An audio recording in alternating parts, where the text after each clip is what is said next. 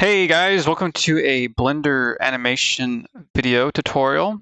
I have been looking around on the internet for animation tutorials because I keep getting asked where to start on learning how to animate, where to begin, what resources to look at. And I am a self-taught animator. Unfortunately, I don't remember exactly how I self-taught. I know it was a lot of online video tutorials and stuff. But when I went back onto YouTube to check, animation tutorial on YouTube, I couldn't see anything.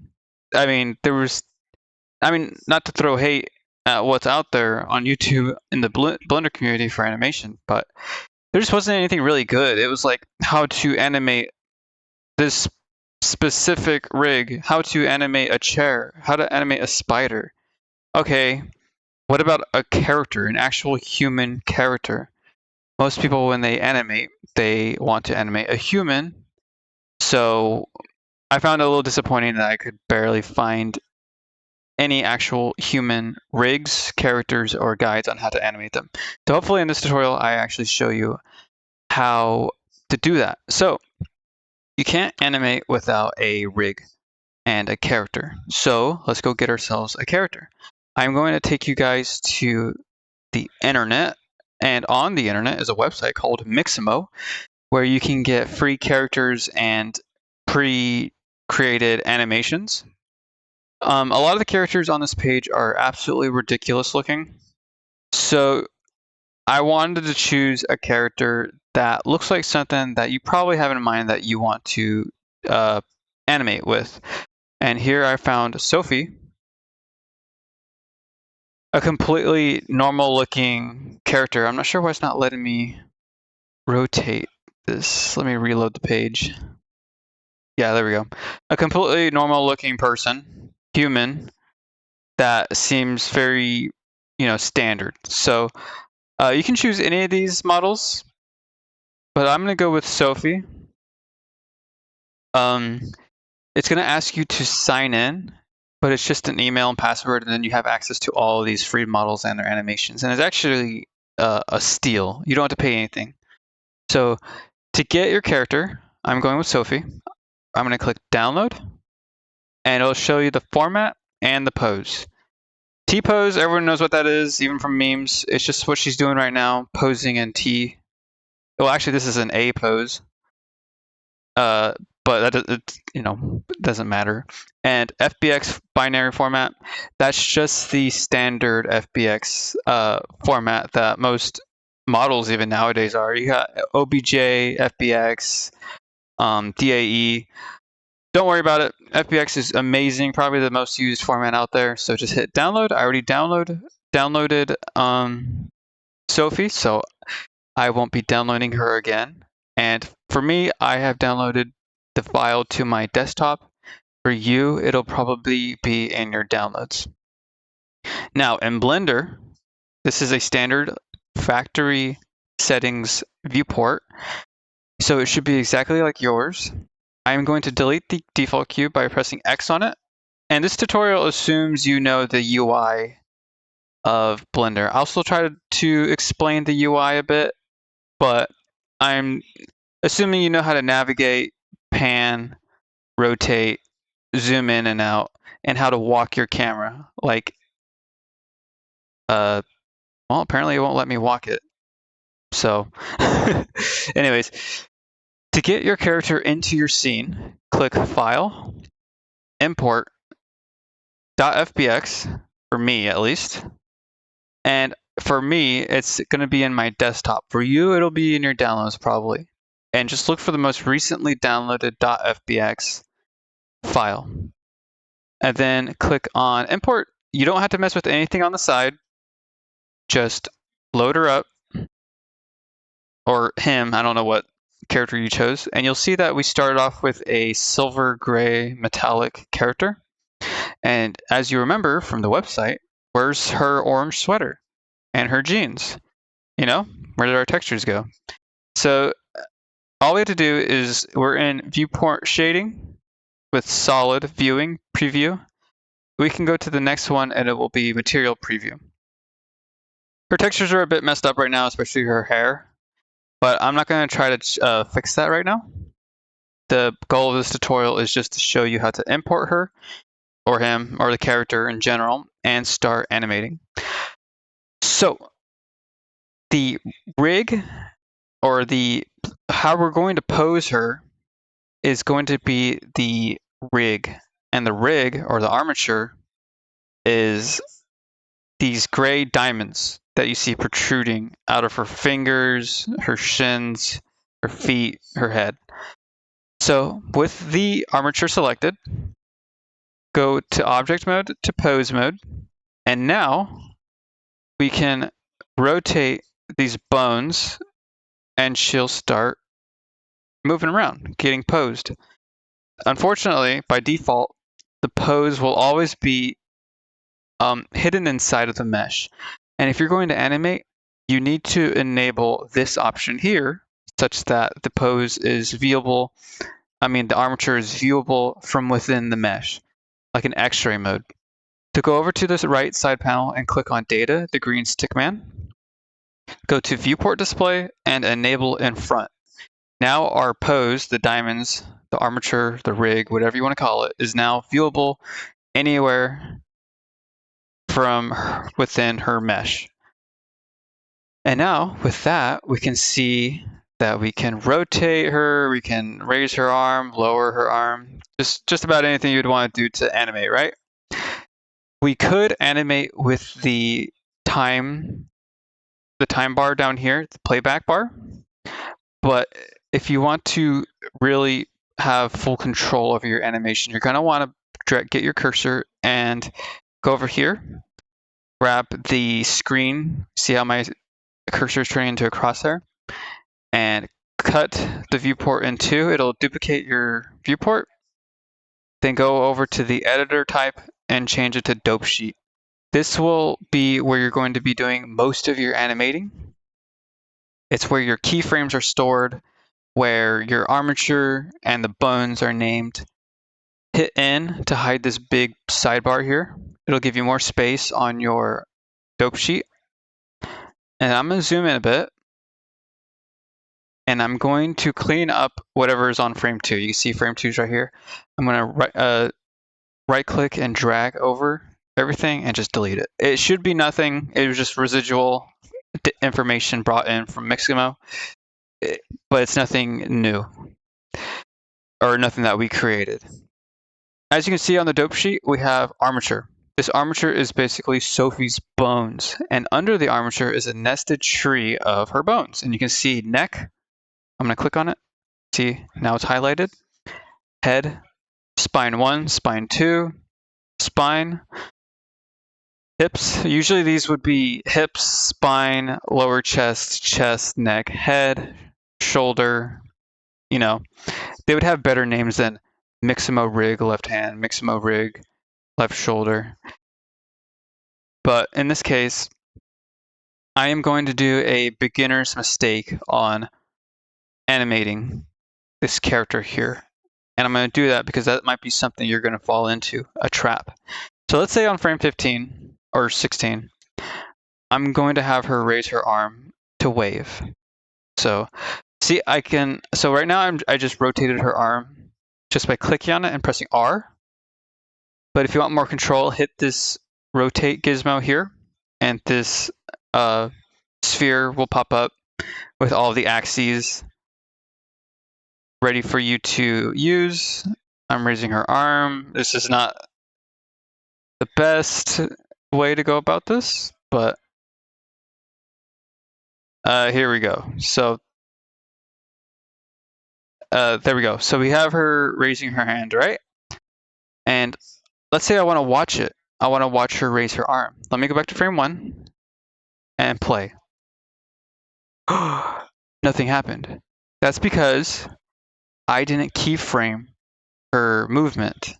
Her bones weren't instructed, or Blender wasn't instructed to remember, and these are called bones, by the way. The Blender wasn't instructed to remember the position, location, or scale or rotation of her bones on that frame. So to do that, let's do it again. Let's raise her arm. I'm on frame 16. I'm rotating her arm, bringing it up, rotating it a bit. She's saying hello. And then any bones you manipulated, these three I did, not the hand. I didn't mess with the hand yet.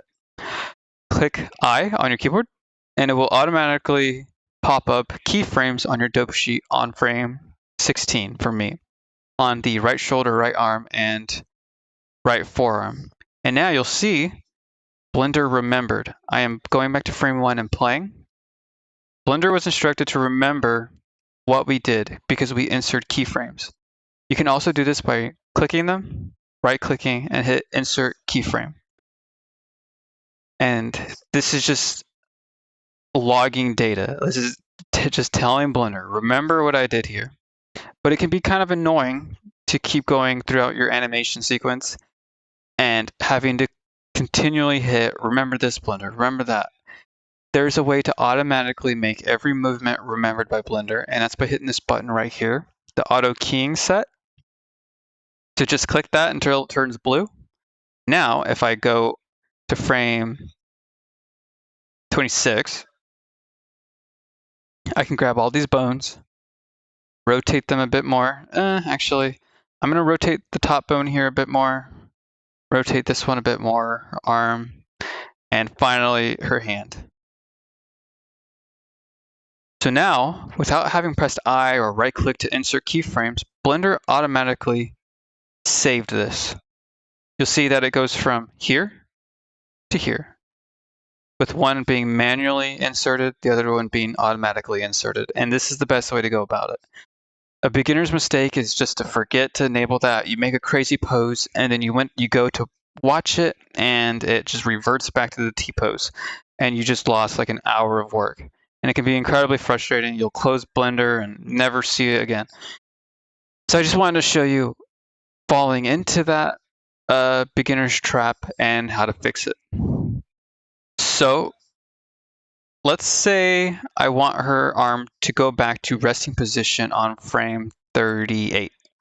I can click her bones that I have changed, go up to pose mode, clear transform, and hit all, and it will go back to its default pose. See? Now it should go from default, standard, exaggerated pose, back to default. Now you'll see with the keyframes here, they have green lines connecting them. This is telling you, as the animator, that these keyframes are moving from one to another at linear motion. And you can see that on frame 1, she's posed here. On frame 16, she's posed here. Blender only knows these two frames. Everything between it, frame 15 through 2, is all magic done by Blender to interpolate the positions of the bones to get from here to here.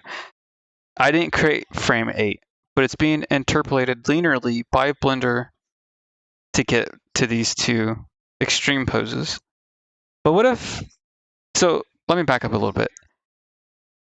As human beings, and basically every living creature on Earth, our motion isn't linear. We're not robots that when we raise our hand to our head, we have to build up inertia slowly, gain that inertia movement, and slow down when we raise our hand to our head. Like if you're trying to salute, right?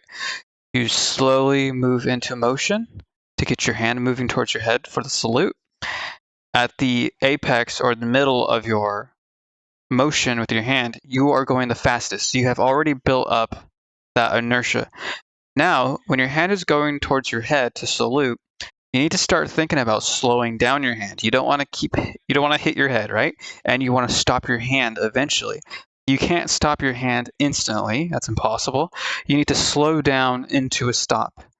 So you'll see that we ease into the motion, go very quickly in the middle, the fastest we ever go in that motion, and then ease out of the motion and stop at the salute. So you can see her motion is very linear, and we can see that from the green lines. So how do we change that? We can right-click and drag these keyframes, and then left-click and drag these keyframes, right-click, and you'll see an interpolation mode. Go to Bezier.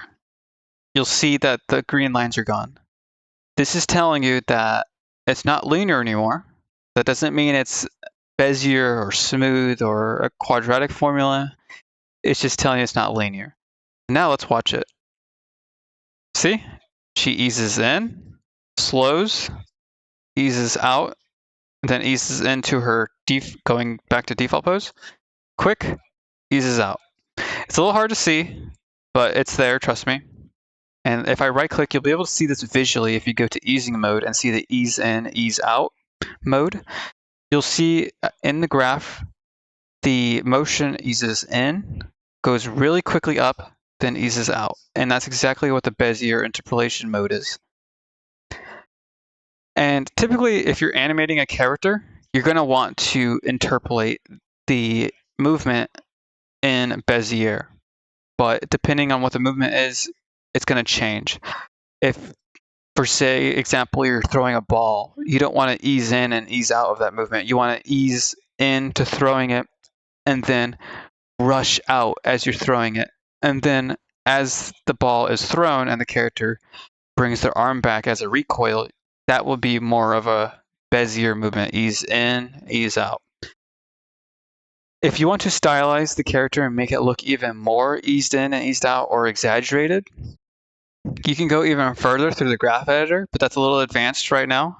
You can do it by also moving these keyframes on the dope sheet itself. So if I grab the right forearm, I believe this is, and I grab all the keyframes related to it and drag it forward, this is telling Blender, get to this keyframe for this bone sooner than you get to the keyframe of the other bones. So I'm going to grab for this arm right here, I want it to arrive later in the pose. I'm going to pull it away twice, and I'm going to grab her hand and pull it away even further. Now we'll see that the hand, by the time the hand is reaching its exaggerated pose on the 29th frame, it would have already been 4 frames since the right arm, upper arm, has already reached its exaggerated. In fact, the right arm's already starting to go back to default. So you'll see when we play this,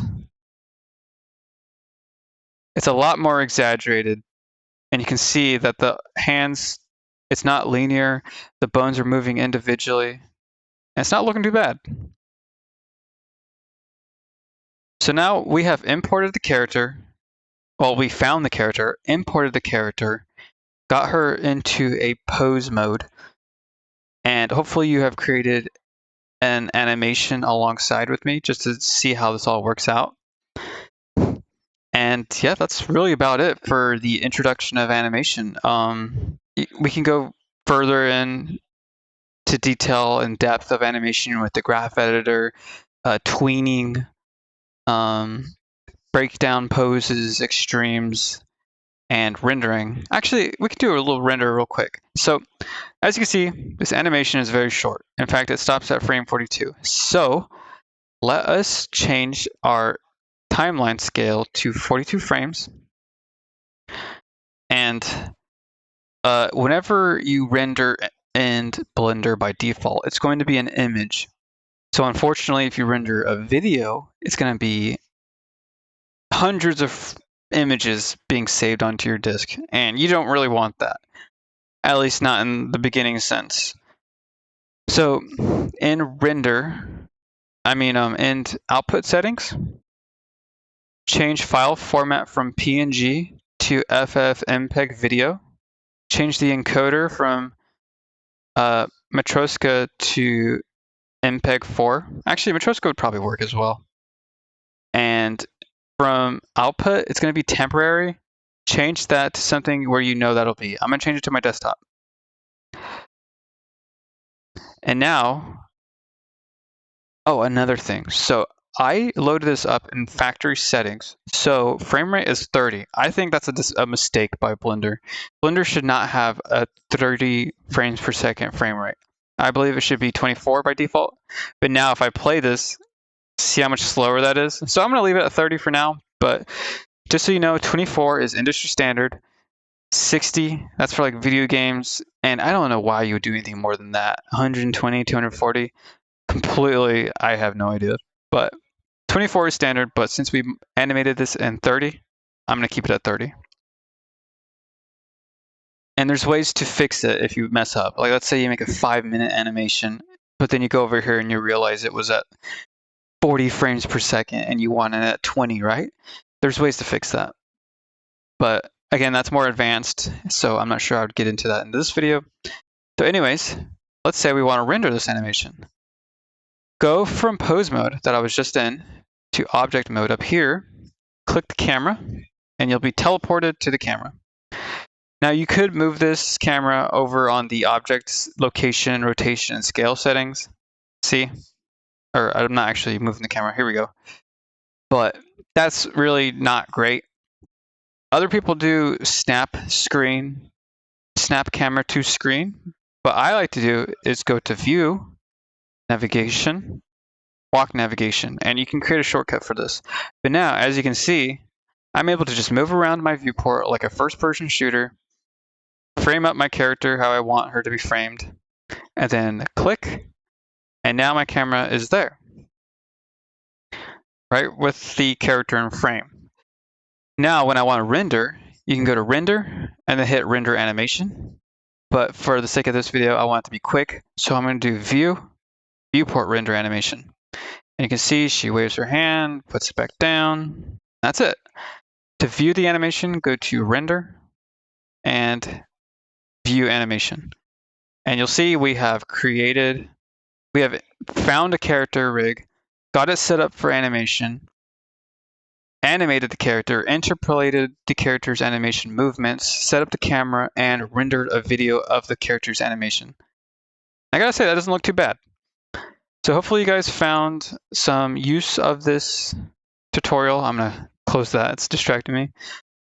Pretty basic intro, but I think really important to find out how to just get the character in, get the character moving, posed, animated properly, or animated in general without it being forgotten.